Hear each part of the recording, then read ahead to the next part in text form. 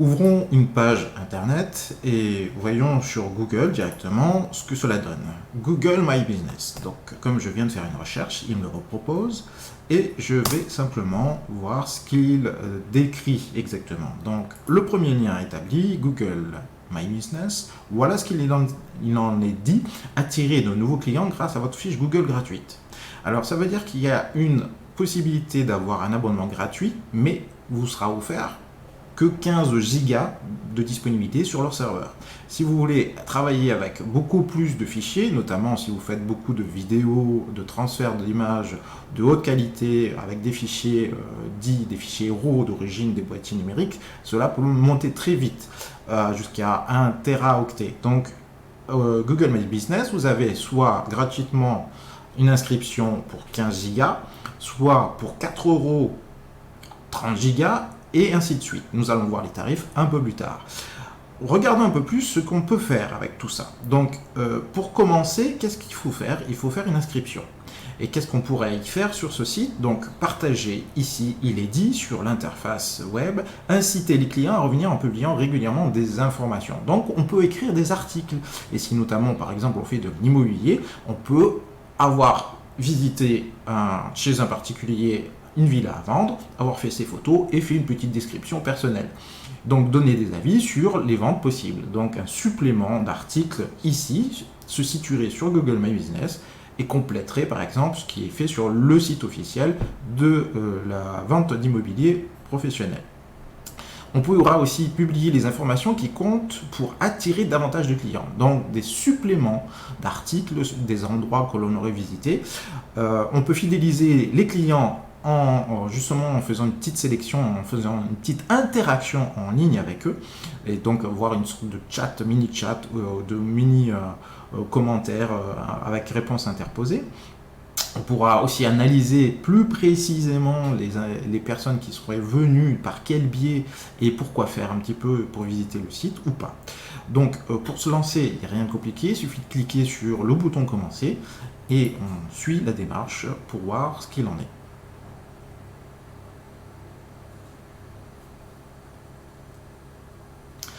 Voici par exemple une inscription que j'aurais faite. Donc, au préalable, évidemment, j'ai pris soin d'avoir créé un intitulé, d'avoir créé l'interface complète avec le formulaire qui est proposé par Google My Business. Donc, avant de venir ici, je m'étais renseigné sur les formulaires de tarification, à savoir la grille de tarification. Ici, il y a le formulaire, la grille basique de 4 euros, où on voit effectivement pour l'entreprise communiquée, il y a la messagerie, la téléconférence, la messagerie dite pour les équipiers sécurisés, les agendas qui seront partagés évidemment pour que les équipiers sachent exactement ce que fait chacun de ses collègues, et les documents qui sont créés avec Google Doc. Et tout ça, c'est partagé entre nous. Donc, le stockage, par contre, est de 30 gigas. Il y aura forcément une assistance téléphonique et des commandes de sécurisation de l'administration. Par contre, quelle est la différence avec un tarif de business dit à 8 euros? Eh bien, effectivement, le stockage est beaucoup plus grand. On aura donc 1 teraoctet, voire un peu plus. Si vous êtes 5 équipiers déjà, vous avez droit à 1 teraoctet, c'est pas mal. Si vous êtes plus, il y a des petites modifications et il y a des petites contraintes, donc il faudra regarder de plus près la formule. Qu'est-ce qu'il y a en plus? Eh bien, il y a l'environnement de développement des applications que vous voulez créer, des trucs à programmer, des logiciels à créer, parce qu'il est possible de créer des interfaces nouvelles avec Google. Et tout ça, ces programmes-là sont insérés dans le My Business à 8 euros.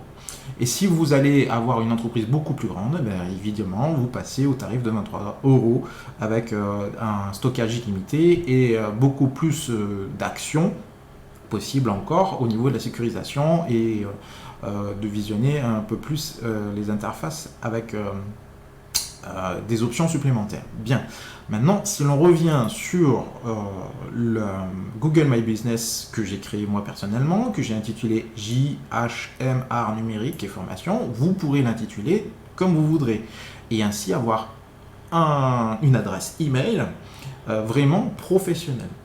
Au lieu d'avoir, par exemple, JHM photographie @gmail.com. C'est pas très professionnel d'avoir un nom de domaine avec gmail.com.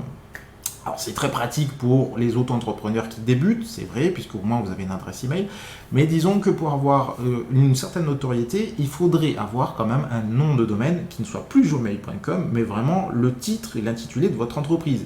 Si par exemple votre entreprise c'est ovi.mc, eh bien voilà, il suffit simplement de dire voilà, contact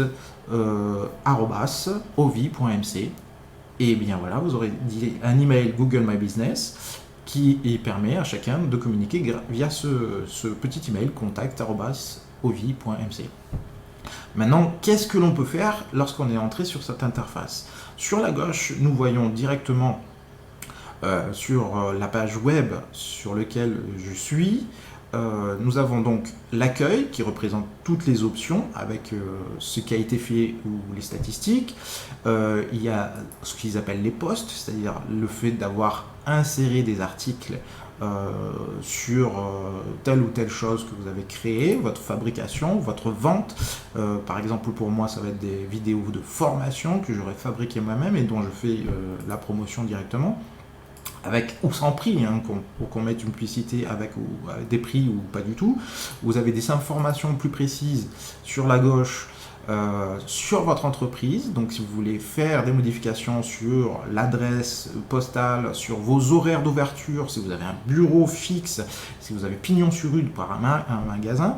Donc vous avez les statistiques aussi possibles, toujours sur la gauche, avec qui est passé, à quel moment, quel utilisateur, qu'est-ce qu'il en a fait.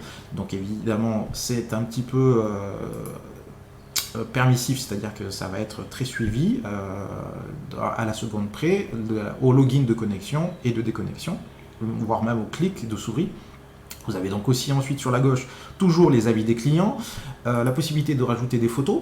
Alors ça c'est très pratique, que ce soit pour la fabrication d'articles, de produits ou de l'immobilier, de présenter par exemple des appartements en vente de particuliers. Du coup, ce sont les propriétaires, notamment vous avez les photos des clients et les photos du magasin, vraiment. Si vous êtes sur les photos du propriétaire, en haut ici, vous avez ici, sur photo du propriétaire, la photo du propriétaire du magasin, si vous avez un magasin. Moi, ce n'est pas le cas, je n'ai pas choisi de mettre des photos du magasin, mais des photos que j'ai réalisées moi, lors de mes formations à l'extérieur. Vous avez les photos des clients. Parce qu'il se pourrait que les clients soient là, justement, et c'est bien promotionnellement, ça veut dire que les clients ont participé à votre renommée directement depuis vos propres photos, vous les mettez sur Google My Business, et vous avez donc l'interface complète des utilisateurs, des clients potentiels, des prospects qui sont venus et qui ont fait un contrat avec vous. Vous pouvez mettre des vidéos explicatives, d'autant plus. Vous avez les intérieurs et extérieurs des bâtiments, du magasin en lui-même, mais vous pouvez le positionner sur la vente des immobiliers que vous avez fait.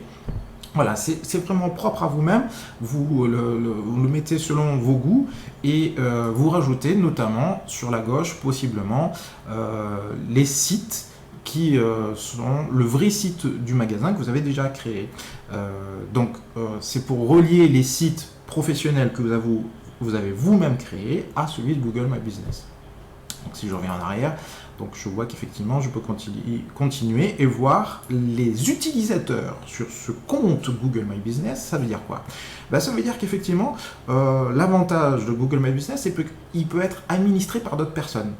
Effectivement, puisqu'on travaille en équipe, donc on peut être coéquipier, donc celui qui va être simplement utilisateur, ou celui qui va être administré, et qui va donner des points de sécurité sur telle ou telle option.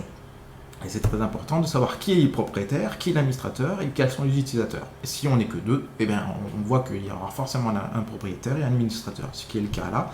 Si j'avais un centre de formation qui a fait et créé ce site Google My Business, je suis donc maintenant l'administrateur privilégié, et je peux supprimer les utilisateurs très rapidement à volonté. Donc on peut créer, donc ensuite sur la gauche dans les menus, créer des annonces, ajouter des établissements, parce qu'il se peut qu'on ait plusieurs établissements, ça c'est intéressant, surtout si on est des grosses entreprises, qu'on a des succursales sur toute la France, eh bien on peut en rajouter et déclarer ces entreprises comme étant les nôtres. Voilà, on peut donc faire tout ça, et les comptes associés, ça veut dire que les comptes Gmail que vous auriez, par exemple sur les différents outils qui existent, les Google AdWords, les Google, tous les outils qui ont été créés par Google, vous pouvez les associer à votre compte My Business. Ce qui fait que tout en un, vous avez là accès à tous les outils pour faire des analyses et essayer de capturer un maximum de prospects via cette interface directement. Donc là, je vous ai présenté, je vous rappelle, juste une Google My Business sur une inscription gratuite avec 15 Go. Imaginez ce que vous pouvez faire lorsque vous avez une équipe entière avec, par exemple, déjà la formule à 4 € et sur lequel on peut travailler entre 2 et 5 collaborateurs. C'est déjà pas mal. Donc les espaces de stockage, c'est assez simple parce que ça revient toujours à l'idée que on va tout simplement aller dans le Drive, voir les dossiers qui sont partagés et l'espace disponible serait donc, si on avait choisi suffisamment d'espace. Moi par exemple, mon espace de stockage il est de 13,7 Go actuellement sur les 15. Donc bientôt je suis obligé de passer, si je veux garder mes fichiers, de passer sur la rubrique My Business, peut-être pour aller jusqu'à 1 Tera. Donc il est possible de commencer avec un compte gratuit et de faire évoluer vers les tarifs de 4 € ou de 8 € en fonction de l'espace que l'on a besoin. Moi je suis par exemple photographe et formateur, j'ai déjà 15 Go de fait en moins d'1 an et demi, 2 ans. Donc ça veut dire qu'au bout d'une année entière, si vous êtes déjà 4 collaborateurs, il vaut mieux commencer sur un My Business avec un tarif à formule 8 €.